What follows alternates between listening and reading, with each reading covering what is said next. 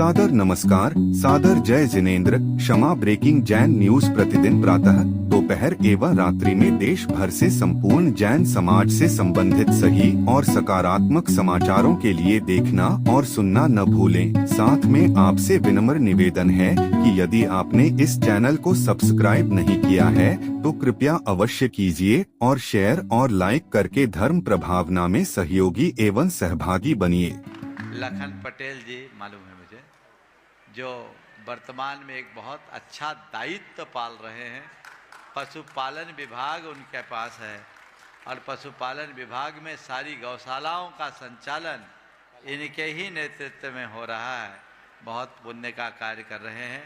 मैं चाहूँगा एक बार आप सब लोग उनका अभिनंदन करें, समाज उनका सत्कार करे। वे अपना विच उद्गार यहाँ प्रकट करेंगे और उसके बाद उनको आहारचर्या में, भगवान आहारचर्या में निकलेंगे। कमेटी आकर के सत्कार कर ले और इसके साथ ही हाँ, जो भी कमेटी आ जाए, पीसी जैन भी साथ में रहेंगे। हाँ, करिए प्रशम। लखन जी पटेल जी, पशुपालन विभाग मध्य प्रदेश शासन जो मंत्री हैं अभी, वे आपके बीच में, और उनके साथ में पीसी जैन ओएसडी गुणायतन से भी संबंध। आप लोग जोरदार तालियों से स्वागत अभिनंदन कर दें उनका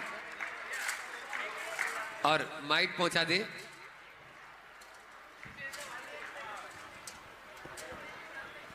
कल तारीख के हिसाब से आचार्य श्री जी की पुण्यतिथि थी और ये आना भी चाह रहे थे, थोड़ी सी व्यस्तता थी सत्र में। आज गुरु चरणों में ये पहुंच गए यहाँ पर। ओ माइक आपको माइक चलेगा। सभी लोग प्रदान के लिए तैयार हो जाएं। अभी देर है, अभी देर, मनीषी बिशप सागर जी अभी महाराज। देर है। अभी मंत्री जी का उद्बोधन होगा। माइक दीजिए। हाँ, माइक दीजिए मंत्री जी को। ओम माइक अंदर चला, जल्दी लाए।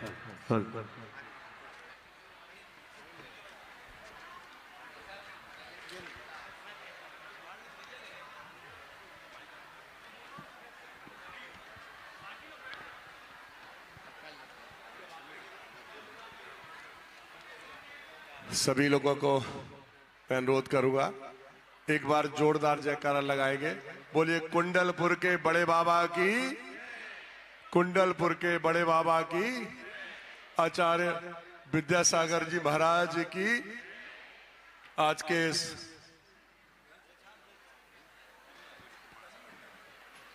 पंच कल्याणक महोत्सव के अवसर पर मंच पर विराजमान आदरणीय परमाचार्य प्राण सागर जी महाराज, उपस्थित सभी मुनिगण, मुनिराजगण और मंच पर विराजमान जिन्होंने इस पंच कल्याणक में हिस्सा लिया है, ऐसे सभी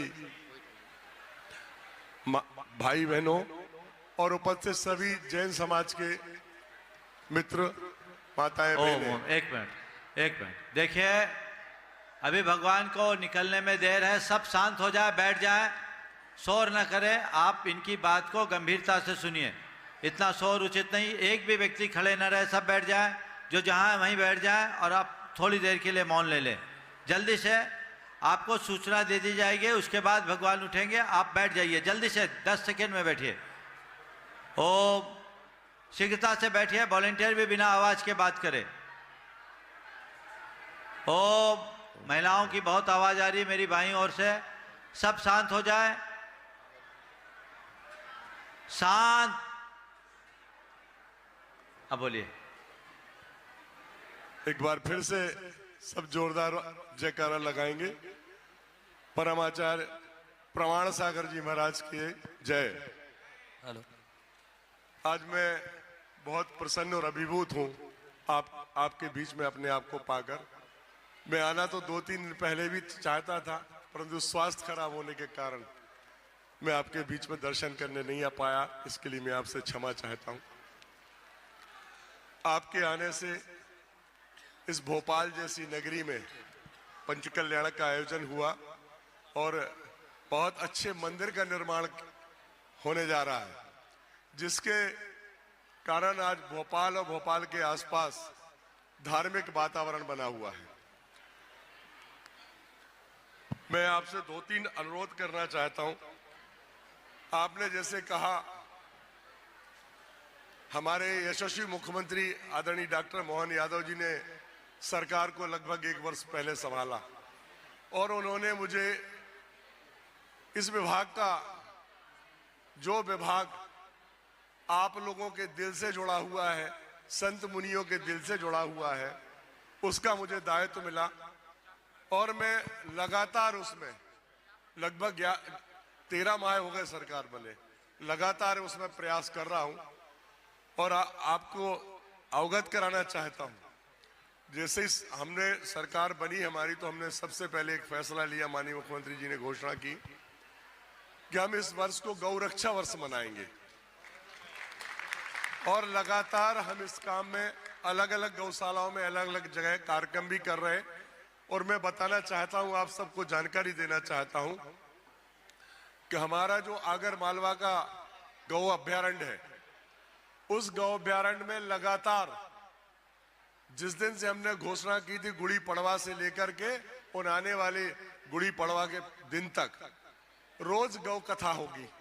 आज वहां लगातार लगभग 300वां दिन है जहां पर लगातार रोज गौ कथा चल रही है और लगभग 1,500 से लेकर 2,000 लोग रोज कथा सुनने आते हैं और उनका वहीं पर भोजन पानी की सारी व्यवस्था वहां की गई, जो बहुत बड़ा और ऐतिहासिक काम है। मैं तो जब घोषणा हुई और उन्होंने, गुरुजी ने मुझसे कहा कि हम ऐसा करने जा रहे हैं, तो मुझे लगा कि ये बहुत कठिन काम है, कैसे साल भर चलेगा। और आज देखिए 300 दिन हो गए लगभग और आने वाला बहुत जल्दी समय उसका 1 साल हो जाएगा। तो उस गौरक्षा वर्ष में हमने बहुत सारे कार्यक्रम किए हैं और आने वाले समय जो 60-65 दिन बचे हैं उनमें भी लगातार कार्यक्रम होंगे। मैं आपको अवगत कराना चाहता हूं, हमारी सरकार ने एक और बड़ा फैसला लिया कि जो गौ सेवा के लिए सरकार की तरफ से 20 रुपया प्रतिदिन प्रति गौवंश दिया जाता था, उसको बढ़ाकर के 20 से 40 रुपए कर दिया। जो रकम बहुत पर्याप्त तो नहीं है लेकिन बहुत है, वो भी हमारी सरकार ने किया। और इसके अलावा जो आज सबसे बड़ी समस्या है, हमको देखते समय कई बार ऐसी दुर्घटनाएं होती हैं सड़क पर, जो निराश्रित गौवंश है, और दुर्घटनाओं में कई बार उसकी भी मृत्यु हो जाती, कई बार परिवार भी उजड़ जाता है। इस बारे में सरकार ने बड़ी चिंता की और मुझे कहते हुए, बताते हुए आपको खुशी है कि हमारी सरकार ने जो फैसला लिया है माननीय मुख्यमंत्री डॉक्टर मोहन यादव जी के नेतृत्व में, कि हम बड़े बड़े वन विहार बना रहे हैं जिसमें 10,000, 15,000, 20,000 गाय रहेंगी और उसको आत्मनिर्भर बनाने का काम करेंगे। मैं आपको विश्वास दिलाना चाहता हूं, आने वाले 2 वर्ष के अंदर, क्यों बड़ा काम है, बहुत बड़ा काम है, बड़ी समस्या है।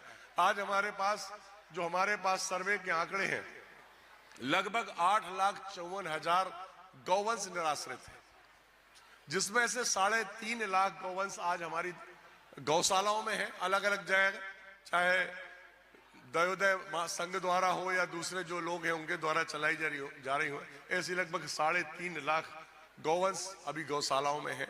फिर भी अभी बहुत आवश्यकता है, क्योंकि लगभग 5 लाख के आसपास गौवंश और निराश्रित है। मैं आपको विश्वास दिलाना चाहता हूं और बताना भी चाहता हूं कि हमने ऐसे लगभग 15 जिले चिन्हित किए हैं जहां पर 400 एकड़, 500 एकड़ या उससे भी अधिक जमीन आरक्षित करके और वहां पर बड़े बड़े वन्य विहार, गौ वन्य विहार बना करके, अभ्यारण्य बना करके, और वहां पर सर्व सुविधा युक्त, उनमें हमारा जो प्लान है वो ये है कि वहां पर लोग जाके पिकनिक मनाएंगे। इतना सुंदर और अच्छा हम मनाने का प्रयास कर रहे हैं।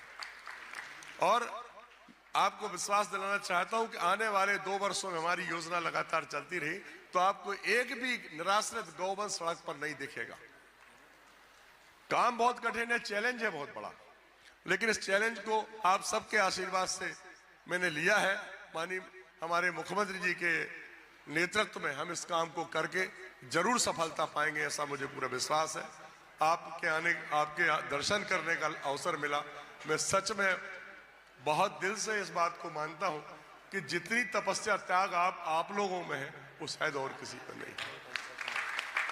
मैं बहुत चाहता हूं कार्यक्रमों में जहां भी मुझे बुलाया जाता, आज मुझे लगता है इस वर्ष का ये मेरा 8वां 9वां पंच कल्याणक होगा जहां मैं गया हूं।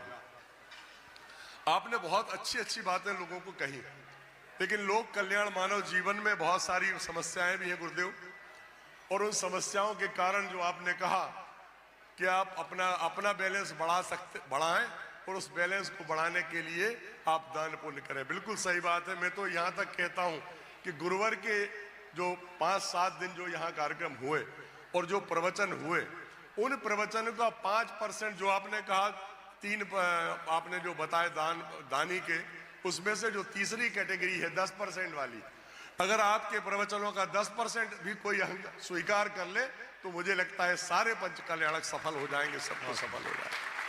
परंतु मानव जीवन एक ऐसा है कि हम अपने लोकाचार में व्यस्त हो जाते हैं।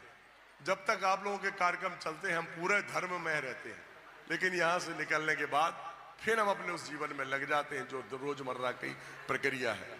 तो मैं आपसे अनुरोध भी करना चाहता हूँ, क्योंकि भगवान ने जो चक्र रचा है कि उसको मानव जीवन में उलझा के रखा है, जिस दिन से वो पैदा होता है और अंतिम समय तक अपने उस काम में लगा रहता है, और उस काम को करने के लिए उसको समय भी निकालना पड़ता है, बाकी सारे लोकाचार भी करना पड़ते हैं।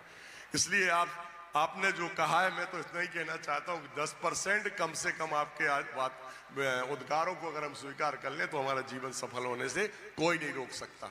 अब दयोदय महासंघ भी बहुत हमारे साथ कंधे से कंधा मिला करके काम कर रहा है। जैसा मैंने पहले भी कहा, आप सबके बीच में आने का अवसर मिला मुझे। तो आज अभी जबलपुर में भी एक गौशाला का भूमि पूजन है जिसमें माननीय मुख्यमंत्री जी जा रहे हैं, और वहाँ पर हम लगातार ऐसे शहर के पास में हमारी ये 4थी बड़ी गौशाला है। अभी इंदौर में बन चुकी, हमारी उज्जैन हो गई, भोपाल का हमने अभी 2 महीने पहले माननीय मुख्यमंत्री जी ने भूमि पूजन किया था। वहाँ पर भी लगभग 8,000 गौवंश से लेकर 10,000 गौवंश रहेगा। और आज जबलपुर में माननीय मुख्यमंत्री जी एक गौशाला, बड़ी गौशाला, हाईटेक गौशाला का भूमि पूजन कर रहे हैं, उसमें मुझे भी सम्मिलित होना है। परंतु मुझे हमारे जो एसडी हैं जैन साहब, उन्होंने कहा आज अंतिम है यहाँ का, तो मैंने कहा आज मैं भले ही मुख्यमंत्री जी के साथ नहीं जाऊँगा, आपके दर्शन करके और फिर मैं बाई रोड वहाँ पहुँचूँगा।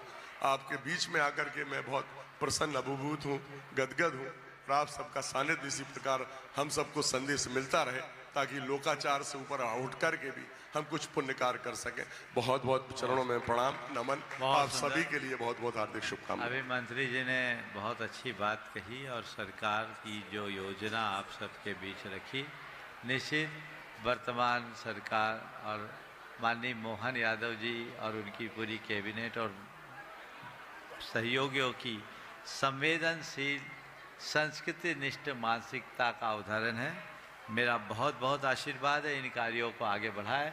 और मैं तो चाहूँगा, चूँकि दयोदय महासंघ इस अभियान में बहुत तत्परता से लगा है, यदि ऐसे अभयारण्यों को संचालन और प्रबंध का दायित्व सरकार दयोदय महासंघ को देगी तो मैं मानता हूँ वो उसे बखूबी निभा सकेगी और सरकार के लिए सहयोगी बन सकेगी। लखन जी इसका ध्यान रखेंगे। बहुत बहुत आशीर्वाद। और पूज्य महाराज श्री जी के कर कमलों से साहित्य ग्रहण करते हुए, और अब वह बेला आपके सामने आ रही है, सभी अनुशासन पूर्वक उसको देखेंगे। बड़े महाराज जी। क्षमा breaking Jain news YouTube channel पर विज्ञापन देकर धर्म प्रभावना में बने सहभागी। विज्ञापन देने हेतु संपर्क कीजिए मोबाइल नंबर 9026900740 एवं समाचार एवं वीडियो भेजने हेतु व्हाट्सएप नंबर 9335236222। क्षमा breaking Jain news YouTube channel देखने के लिए आपको बहुत बहुत धन्यवाद। सादर प्रणाम, सादर जय जिनेंद्र।